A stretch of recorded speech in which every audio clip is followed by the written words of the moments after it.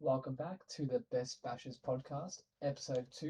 Today we're going to talk about some predicted lineups, some VC and C options, what score you'd bring a loop or not bring a loop, and then a bit of guess who that BigSeven's going to lead us in to have a bit of a laugh. Welcome back, boys. How are we?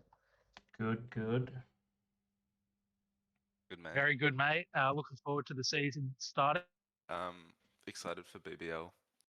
Sunday Fantastic. can't come soon enough, so Absolutely. excited. We've got 5 big games coming up, Perth and Sydney to kick us off. Then we move into Renegades and Brisbane. Then the first of the Hobart versus the Sydney Thunder.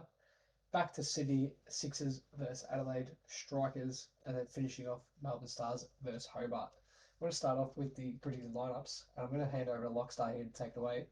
Please guide us through this.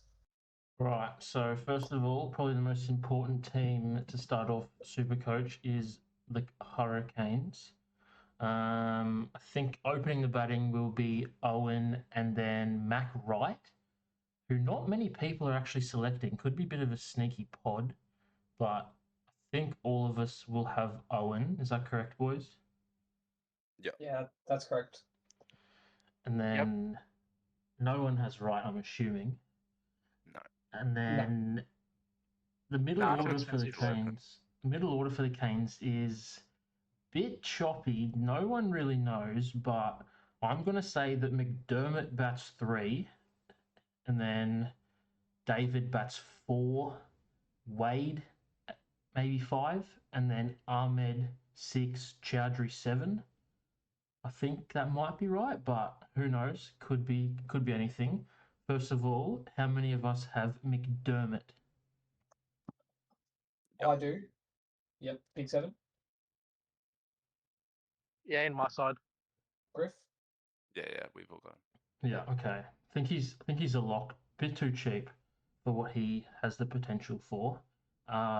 David, I think Griff is actually fading David. Is that true, Griff? Yeah, at this stage, I just like other options better. Interesting.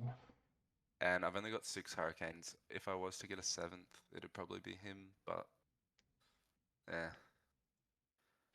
I've got an extra 6er instead for now. Fair enough. No one would have Wade, I'm assuming, off injury. And then does everybody have Ahmed? Yes. I do not. Ooh. I have Ahmed, but I don't feel great about it.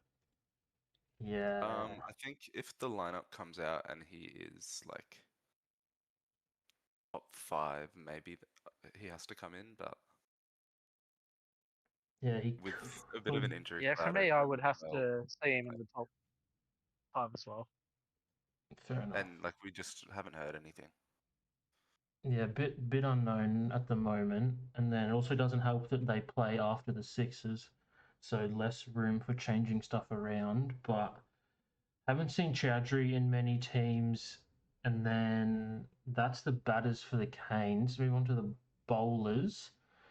Everyone has Meredith and Alice. Those two are absolute locks. I think everyone here also has Rishad Hussain. Boys, what we reckon? Lock. Yes, sir. Yeah, easy line. Absolute lock. All right, sounds good. And then the last bowling option for the Canes, who I believe only Griff owns, is Chris Jordan. Griff, tell us why you have Chris Jordan. I just can't get away from the ceiling, especially at 105k. I just think his role is going to be too good, and it really doesn't matter how well he's playing if he gets the role that I predict, which is batting at 8. Could be fine, who knows? Probably won't do too much with the bat, but I just can't see him not bowling at least 2 overs in the final 4 or 5 of the game. Yeah, fair enough. I think for me, he's obviously the third option. I'm not sure. I think he might actually bowl a surge over instead of Meredith. Meredith will probably bowl 2 or 3 straight up like he normally does. For me, the issue is I think he might be the first to lose overs if because realistically they have 6 bowlers, right, with 3 spinners and 3 quicks. I think he's probably the first to lose overs if Chowdhury does bowl at all. What do we reckon, Josh? And yeah, they've also got Mitch Owen, who didn't bowl a lot for the Canes last year, but he has for Australia. So he's another one that could siphon some overs away from Chris Jordan. I don't think he's going to beat the washed allegations, which have been posed by myself. But I do concede that Griff does have a point about ceiling. He is that kind of player that can randomly go a 40 off a 25 at the end of an innings or take a 3 for. So I just think there's if you like him, pick him, but cheap not for me. points. I just think there's too much opportunity for cheap points, and that's my favorite thing in SuperCoach is getting cheap points. So I'm just going to jump in with his stats from Abu Dhabi. So he's played 6 games over there currently. He's averaging 1 wicket a game, but hasn't taken a wicket in 3. Hit 33 not out in a game on the 21st of November. So as you're alluding to, the ceiling is definitely there. is that T10? But it is T10. Yeah. yeah. Cool. So I want to agree with you that his ceiling is there, but I think I agree with BigSeven and Lach more that I can see him getting 3 overs in games and Ellis and Meredith getting the 4 guaranteed. Yeah. Understandable. I prefer him to David. That's the main thing for me. Yeah. Fair enough. I think he's a fine pick, kind of just up to personal preference with that one. I don't think I think the max Canes you want is 7. I wouldn't really be picking 8 or higher, as that significantly lowers your potential points, I want to say, because obviously not everyone in the team will be scoring runs or taking wickets. But with 5 games in the first 3 rounds, definitely want to have a majority of your team as Hurricanes. And then that leads us on to the other double team for round 1, the Sixers. Opening the batting will be Josh Felipe and Baba Azam. Boys, does anybody own Josh Felipe? No. Crickets, all right. I don't own him either. I don't own him. Okay, he is very highly owned. What's anyone got the ownership currently? He is Ownership owned by 49%. 44%. 49% now. So half the comp, for example, McDermott is at 36. So more people are going with Felipe over McDermott, which is interesting to me. I'd much rather prefer the more skillful and well-renowned batter in Baba Azam. Does everybody else have Baba? Correct. Yep. Yeah, and I think it is a Baba versus Philippi thing. Like, I think we've all kind of just committed to one or the other. At least I have. Maybe everyone else has just committed to Baba because he's Baba. But if I need money, I wouldn't say no to taking money from Baba and dropping him down to Flip. Yep. Problem I have with Flip is his floor is so low. He has the big scores in him, but not often does he play slow and build up. He's more just a quick fire hitter, and but, I don't know. I mean, any batters. Yeah, I understand floor that, is but low, and at least he has keeping points. Yeah, that's true. That is true. I think the problem is you're paying 25k, 30k more for him than you are on McDermott. Yeah. And McDermott's got 2 more fixtures in long run. 1 more, I think. Yeah. 1 more. Yeah. Yes. Batting at 3 for the Sixers could be Hughes, but I think it's more likely going to be Edwards. They've kind of rated Edwards over the last couple years, and I wouldn't be surprised if he's batting 3 for the whole tournament. Even when Smith comes back, they'll probably shuffle some other things around. I think Bubba's going to Pakistan at some point to play in some T20 international games. So yeah, I think he'll stay at 3 for the whole season. Do we all have Edwards? I do. I do at the moment, yes. But if he's named at 6, I could see myself moving to Philippi. Yeah. Yeah, Okay. I'm exactly the same as Griff. Makes sense. I think I'm pretty locked into him if he's at 6 Yeah, no, regardless. he's not a bad option at 6. It's just, I mean, I'm just terrified of Philippi, to be honest. Yeah, with the ownership. especially with 50% ownership, if he gets onto a couple early, it's a lot of points against you. Oh my god, it's going to be such a tough death watch. Yeah, that's for sure. Next for the He loves the SCG, like he could just get going. Yeah, Anyway. true. All right, next for sixes is 2 of the most useless picks for SuperCoach, Enriquez and Silk.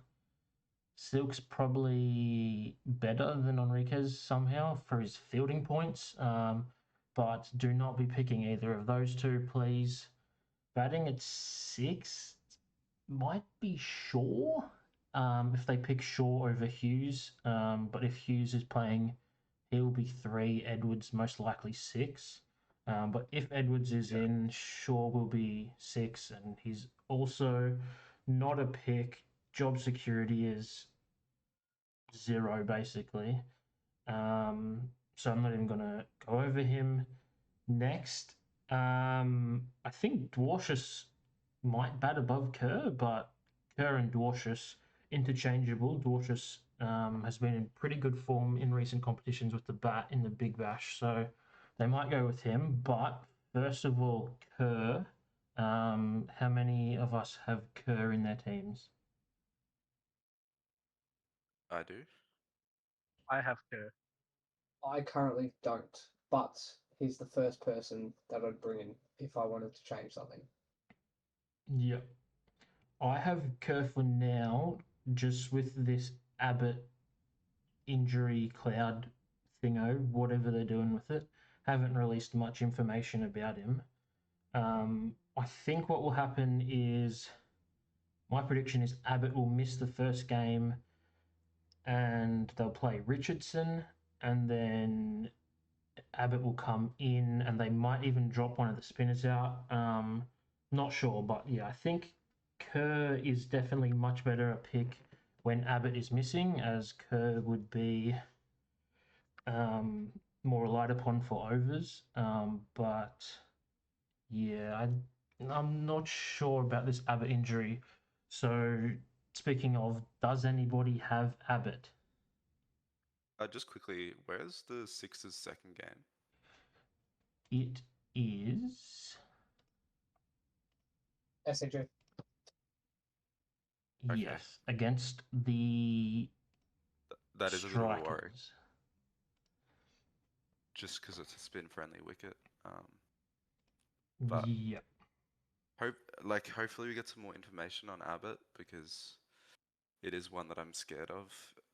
I could see Kerr getting dropped for him in the second game if he's that close, but Yeah, it all depends around Abbott's fitness, and then yeah, good point you mentioned about Sixers playing the second game on the spin deck of the SCG.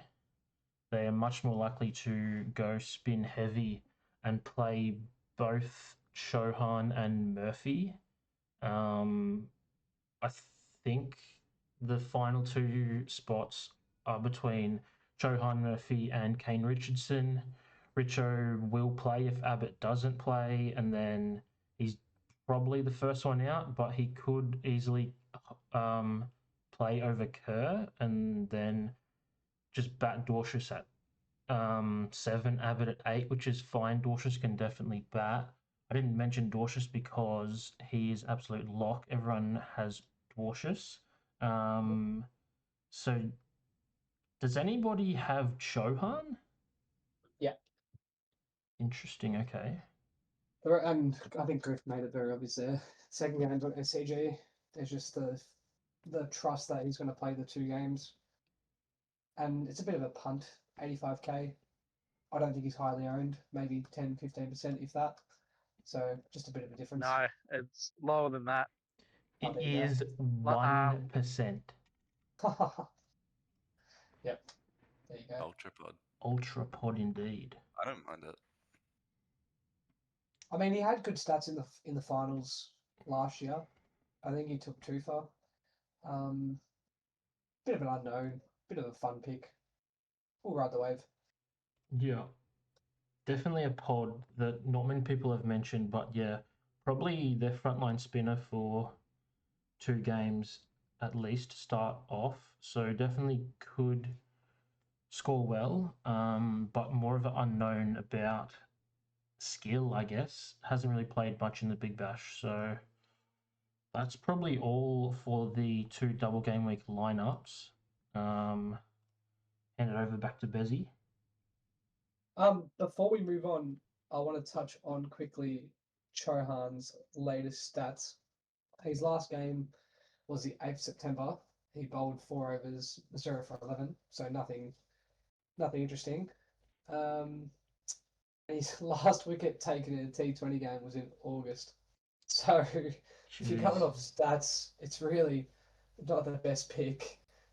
So if I was to move anyone to a Kerr or to a Dorcius or an Abbott, I think he's the first one for me that I'd move to. I'll move off, sorry. Yeah, makes sense. Next, we're going to look at VC and C options. So these should be pretty straightforward. You're only picking from 2 teams. BigSeven will start with you. Who's your C and who's your VC?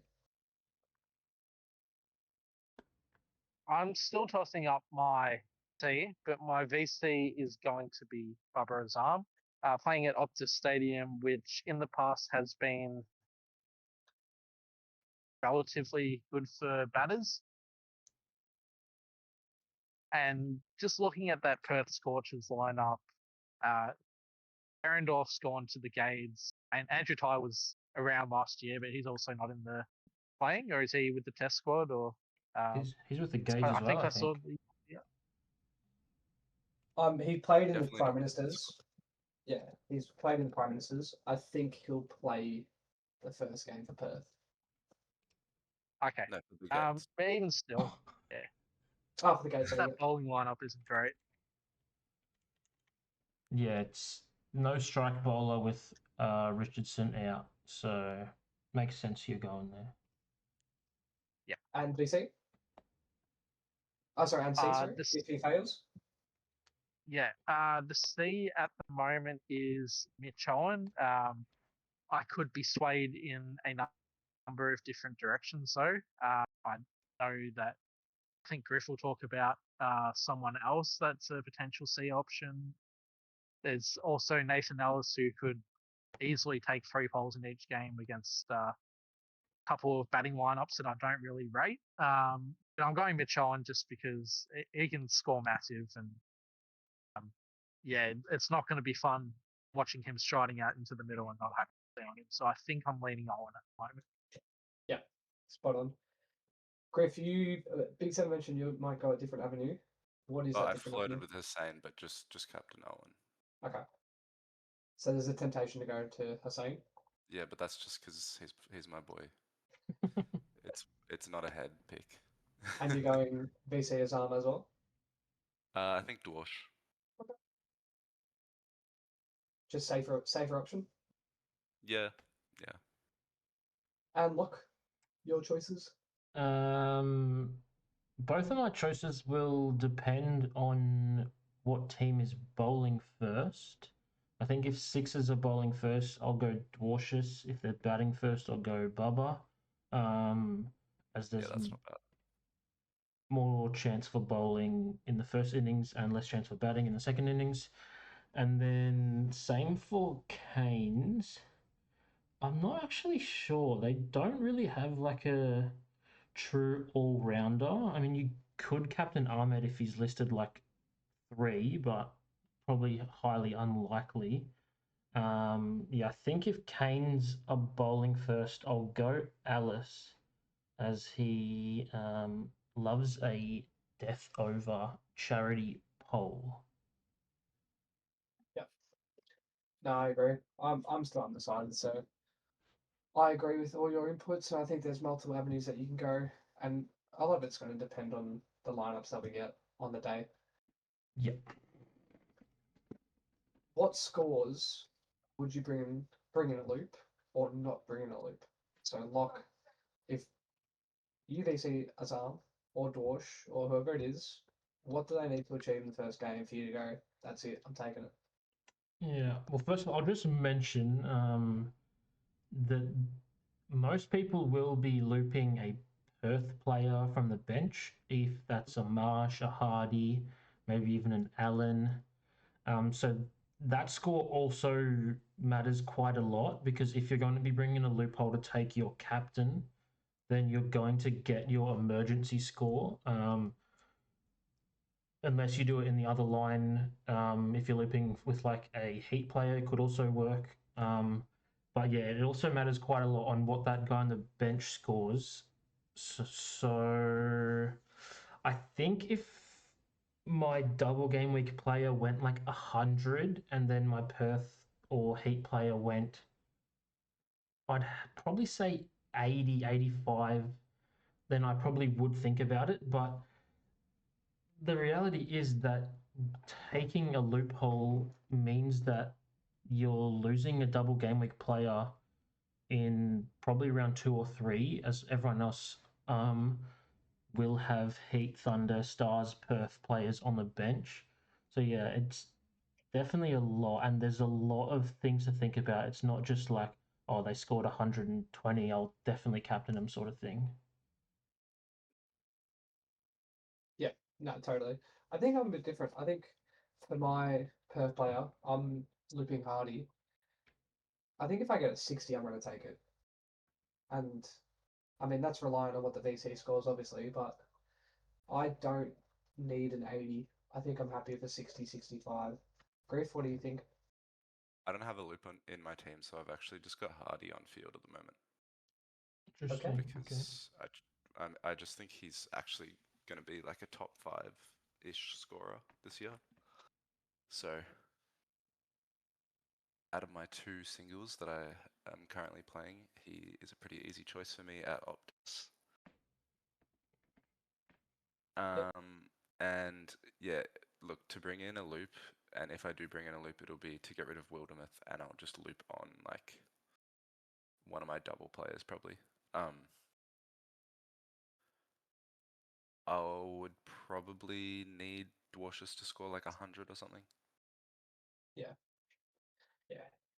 I think it's pretty consensus that we need them to go 90 plus minimum. Would you agree, BigSeven? Yeah, I think 90 plus sounds about right. And as Lach said, you also need your bench player to put up a reasonable score. So maybe somewhere between 106 blind is where I would land, I think.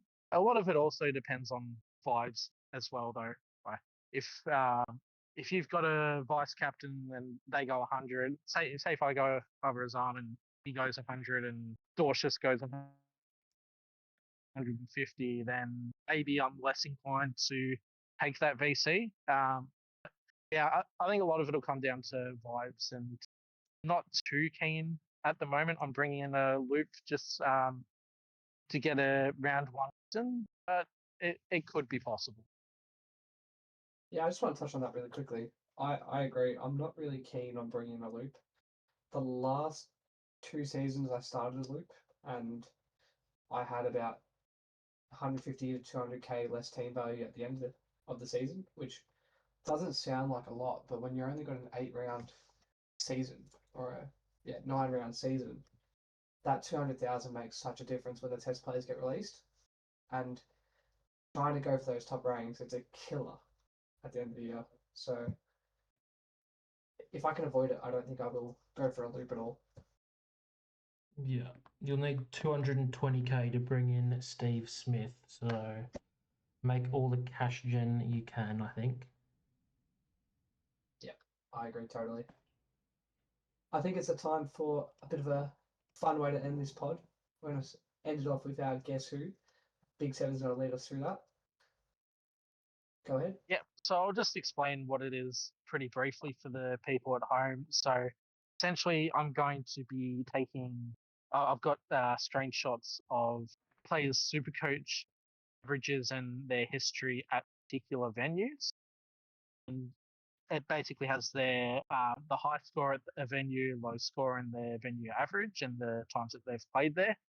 There's a bit of normality in those history because you've got places like Gabba and the Gabba, which appear separately in the history. So that could be a potential landmine.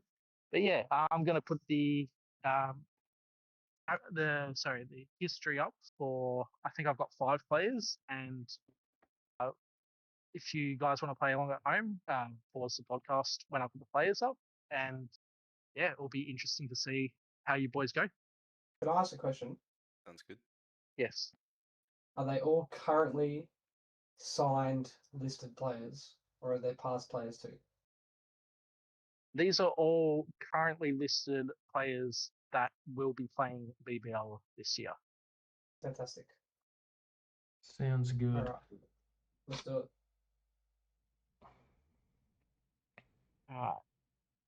First player is, I'm sending it through now.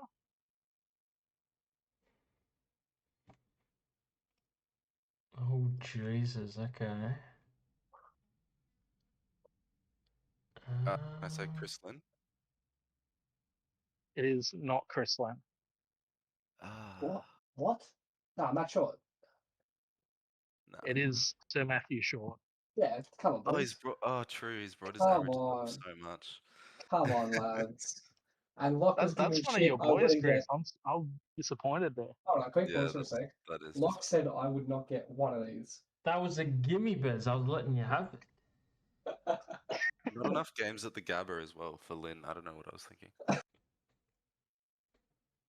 Yeah, you got to think about past teams as well, for sure. All right, second one coming up. All right, ready for the next one? Yep. Hey, we're keeping a tally of these by the end of the season, by the way. Okay, Bez. Just like I beat in, just like I'm going to beat in FPL, going to beat in this.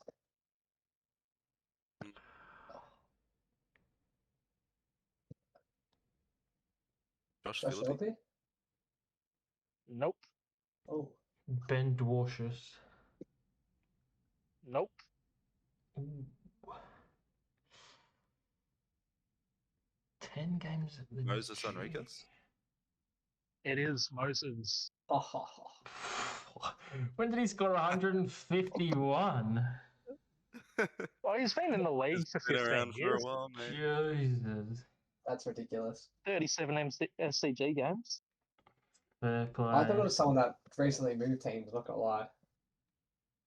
That's interesting because he hasn't played that many more games than Matt Short, which is. Yeah, Shorty used to bat 6 and do nothing every game. Yeah, he used to just get charity games. Yeah. Interesting. Right, ready for the next one? Yeah, Sure. let's go.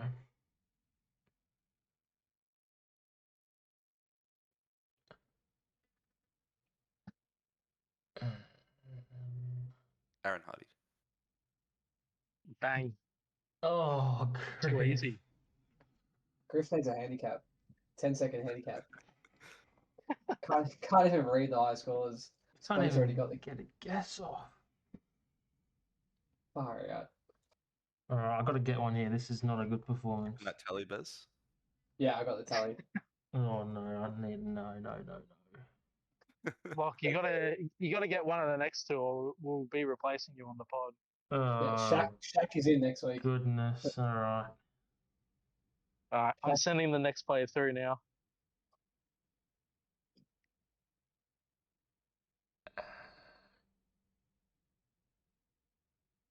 Tim Go. David. That is correct. Yes. On the There you board. go. Couldn't keep doing Griff's boys. on the Ah. board. You sent that one to the fucking chat the other day as well. I did. I recognized it, but So currently, Griff 2, me 1, Lock 1. Come on. I've got one more left to do, so maybe I'll have to find another one and get a tiebreaker if it comes to that. All That's right. right. Here we go. Alright.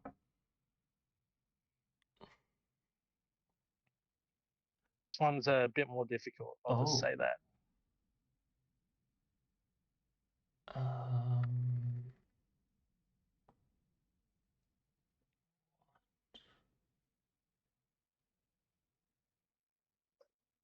Harris Ralph?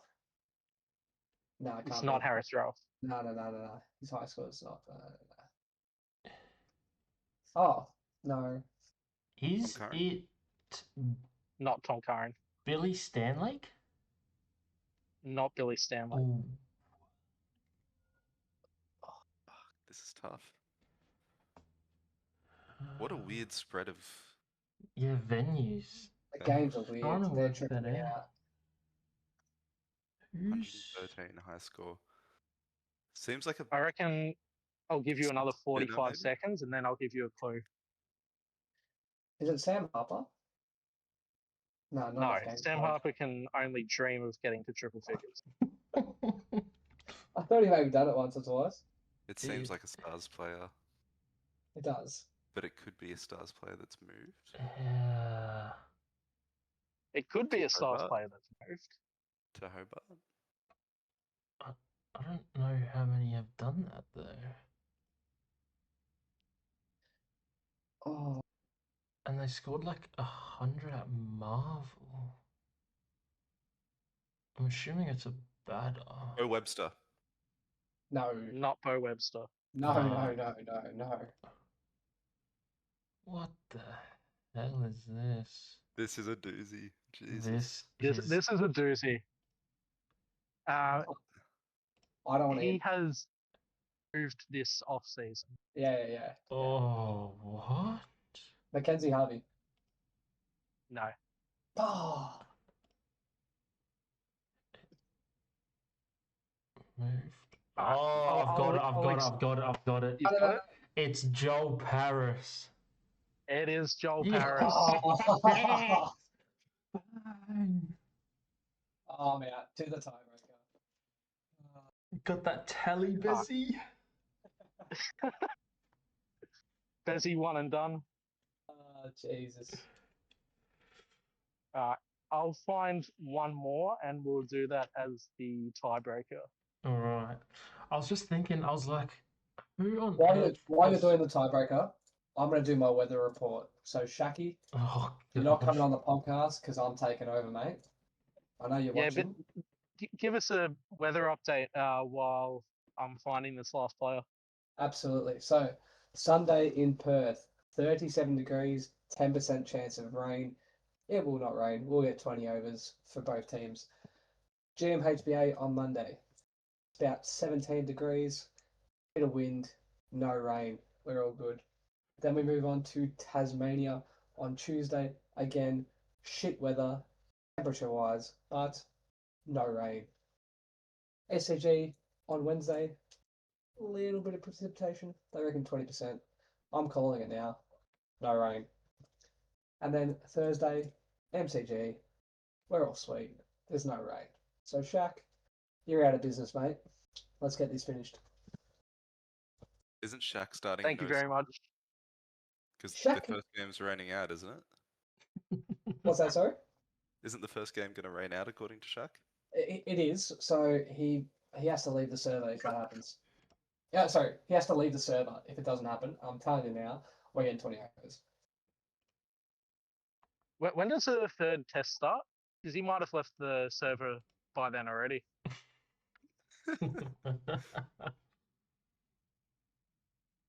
Alright, I've got my last player loaded up. You guys ready? All right. Yep. Wait, is Bez in this one, or is he's No, already I'm been out, I'm out. eliminated? All right. I'm out. Nah, Bez can do this. Double points, winner takes all. No, Oh, I'm back. get I'm it. back. Yeah, it's great game show host. Let's go. He's got no hope anyway. All right. Hopefully he's pulled a Right. rogue. Oh my god, that game spread. Oh, it's easy. Oh, it's Chris Lynn. Brisbane. No. Oh, what? No. Gabba, Adelaide. What? Oh, no, surely it's got 182. Is it Renshaw? It is Matty Renshaw. Oh, yes. When's he scored 183 though? I didn't think he had played that many games. That's Yeah, incredible. he's been around a long time. I need to find this Renshaw legacy game. I reckon he took a few wickets in that game and then scored like an 80 odd with the bat, something like that. That's an incredible get. Well done. I was going to say, oh, no, don't worry about it. All right, I found it. 2018-19.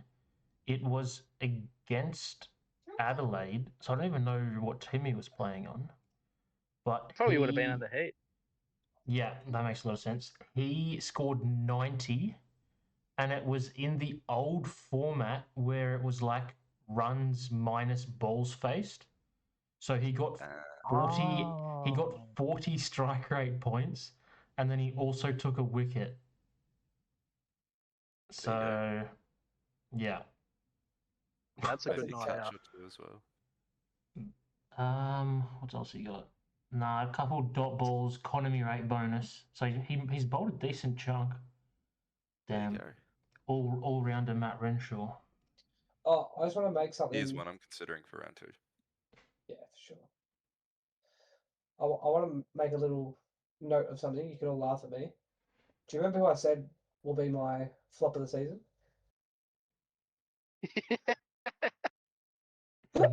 I remember. Who was it? So Who scored really well in Shield recently? Oh no, I don't know.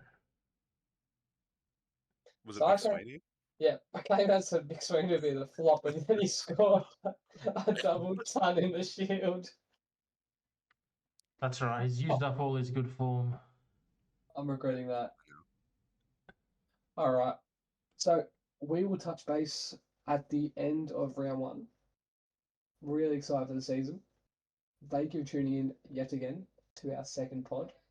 And good luck, everyone. Thanks, Good guys. luck. Catch you later. See you, boys.